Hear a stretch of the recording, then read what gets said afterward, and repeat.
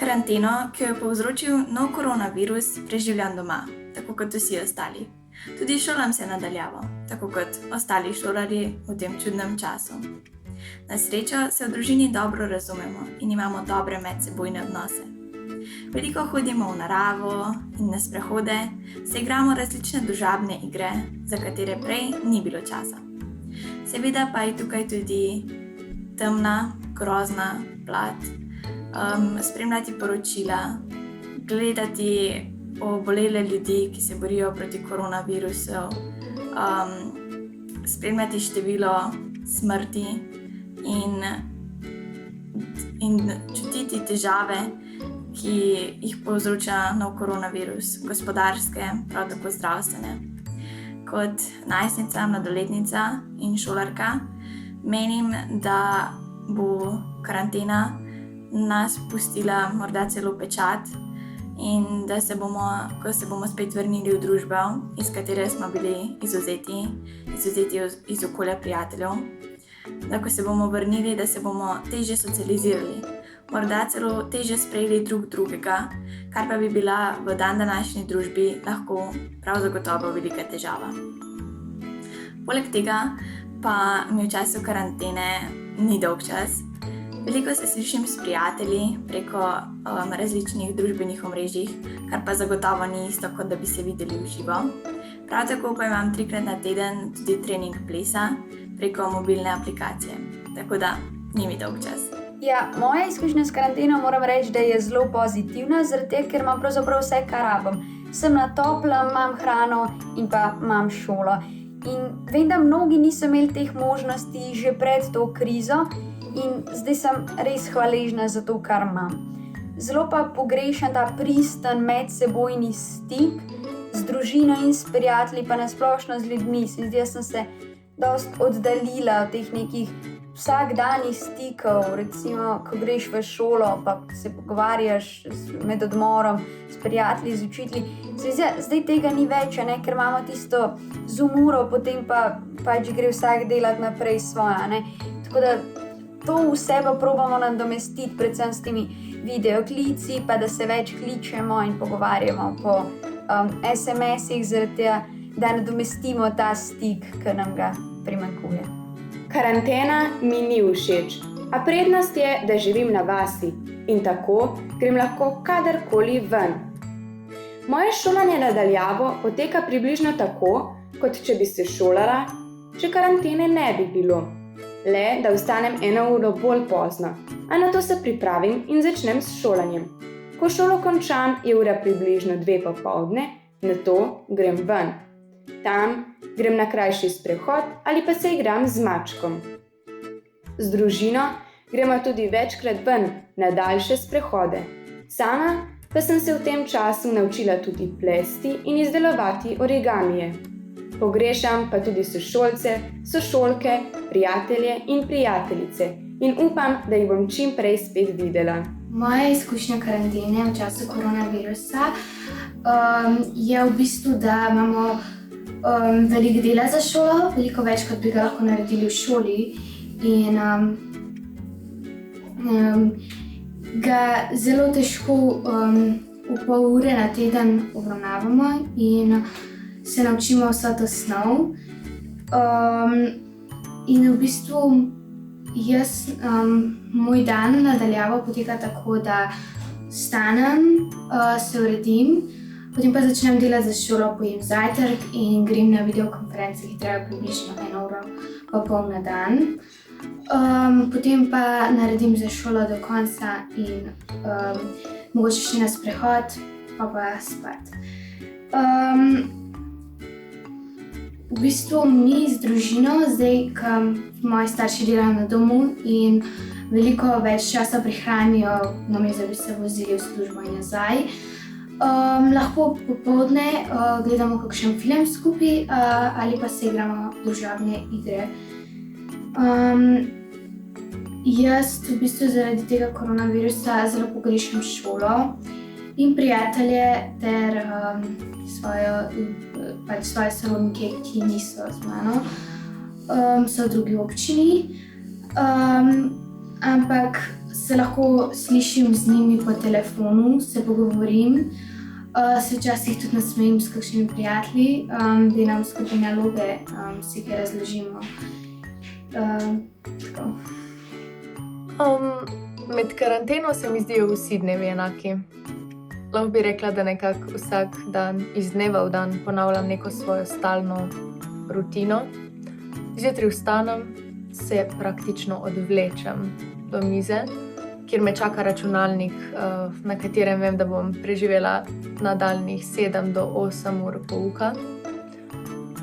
Nekako se prebijem skozi ta pouk, sicer moram priznati, da mi zadnje čase motivacija res pada in se že težko skoncentriram med urami. Pol pojem kosilo in se zavem, da imam še ogromno dela za šolo, ko ga moram narediti. Od učenja do delanja domačih nalog, do pisanja seminarskih, skratka vsega, kar nam profesori naložijo. Žalostno je reči, da v bistvu kdaj nimam niti časa, da bi se odpravila ven na kakšen kratek sprehod, ker mene osebno narava res sprošča in sploh v teh časih se mi zdi, da je res pomembno, da gremo ven. In to pomanjkanje narave vpliva na moje psihično in fizično počutje. Na splošno se mi pa zdi, da nekako še najbolj pogrešam svoje prijatelje pa sošolce. In na splošno se mi zdi, da smo v času koronavirusa mladi še najbolj prikrajšani za nekatere stvari, kot so na primer neke nove izkušnje, ki jih naberemo sam v tem obdobju, se družimo, spoznavamo nove prijatelje. Enostavno potrebujemo ta socialni stik, ki ga pa zdaj ni. Ampak moram priznati, da je pa tudi vsem tem slabem tudi nekaj dobrega. Moram reči, da sem letos začela delati ene stvari, ki lani nisem imela časa za njih. Seveda sem se zbližala tudi s svojo družino, kar me res osrečuje. Bi pa še poudarila, da v teh turobnih časih moramo ostati, kakor se da, pozitivni in biti podpora za ljudi okrog nas, ker nas oni potrebujejo glih toliko, kakor mi njih. Hej! Danes vam bom povedala, kako poteka moj dan doma in šolanje od doma. Torej, zjutraj se zbudim okoli 8 ure, pojem zajtrk, prižgem računalnik in se pripravim za pouk. Ko končam s poukom, pojem kosilo in naredim domačo nalogo. Kasneje grem malo ven, na svež zrak, na kakšen sprehod, da se malo odpočijem. Ko prijem nazaj domov, še malo ponovim za šolo. Nato pa se gremo z družino kakšne družabne igre. Najbolj pogrešam svoje sošolce in prijatelje ter seveda druženje z njimi. S prijatelji in sorodniki pa ohranjam stik preko družabnih medijev. Največkrat se slišimo preko videoklica. Od začetka COVID-a skoraj leto nazaj se je vse v mojem življenju spremenilo, ampak ne čisto na slabše. Čeprav ne vidim svojih prijateljev vsak dan, še posebej tistih, ki živijo v drugih državah, še posebej moje družine, ki živijo v drugih državah, se slišimo z njimi vsak dan s pomočjo družbenih omrežij po več ur. In čeprav pogrešam navadno življenje, sem tudi več časa zapravljala sama s sabo in z mojo družino, kar pomeni, da imam več časa, da delam stvari, ki so meni všeč. Imam več časa, da spim in sem bolj spočita in pozorna pri pouku, ki je seveda online. Ampak vsak dan je več ali manj enak, kar je malo težko po mesecih online šole, ampak so tudi pozitivi v življenju, ki ga zdaj živimo. In bi rada, da več ljudi se najde kot človeka v tem času, kjer je to vse, kar lahko naredimo sami zase. Živijo, jaz sem Uma, ambasadorka UNICEF-a. Med karanteno se imam precej v redu. Doma sem, pogovarjam se s prijatelji samo po telefonu, za varnost mene in njih. Predvsem pa se družim z družino, kar mi zelo veliko pomeni, saj smo se med pandemijo izredno zbližali. Zelo jo imam rada in ne vem, kaj bi brez nje. Moj dan pa poteka tako. Ko zjutraj vstanem, pojem zajtrk in začnem delati za šolo. Ko končam, imamo Zoome in videokonference in ko je vsega tega konec, pomagam mami skuhati kosilo in potem pomijem. Mami probam med pandemijo čim bolj pomagati, saj vem, da je delo na daljavo zelo naporno in ni lahko, saj nobenemu ni, ampak s tem se moramo sprijazniti. Ko končam z vsem tem, grem na sprehod z družino in kasneje si pogledamo kakšen film. Res mi ni hudo med karanteno in vem, da je mnogim še veliko bolj. In res jim poskusim pomagati. Moji babici napišem pisma vsak teden, kar jo zelo osreči. Tudi kličem jo veliko in jim polepšam vsak dan. Tudi svojim sošolkam, ki jim kaj ne gre, ali sošolcem pomagam, saj vem, da je tako prav. Želim vam, da ostanete pozitivni in nasmejani, ampak po koronsko pa negativni. Karantena mi je omogočila, da lažje prepoznam stvari, ki res štejejo v življenju. Z veseljem obujam vse spomine, ki sem jih uspela nabrati pred karanteno, še bolj pa se veselim tistih, ki jih bom k njim dodala. Ker so vsi dnevi med seboj enolični in sebi enaki, si jih poskusim popestriti z reševanjem križank, kuhanjem, druženjem z družino, kartanjem in gledanjem filmov ter serij. Med karanteno smo okrepili družinske odnose, kar se mi zdi zelo pomembno in smo se ravno zaradi karantene zelo povezali.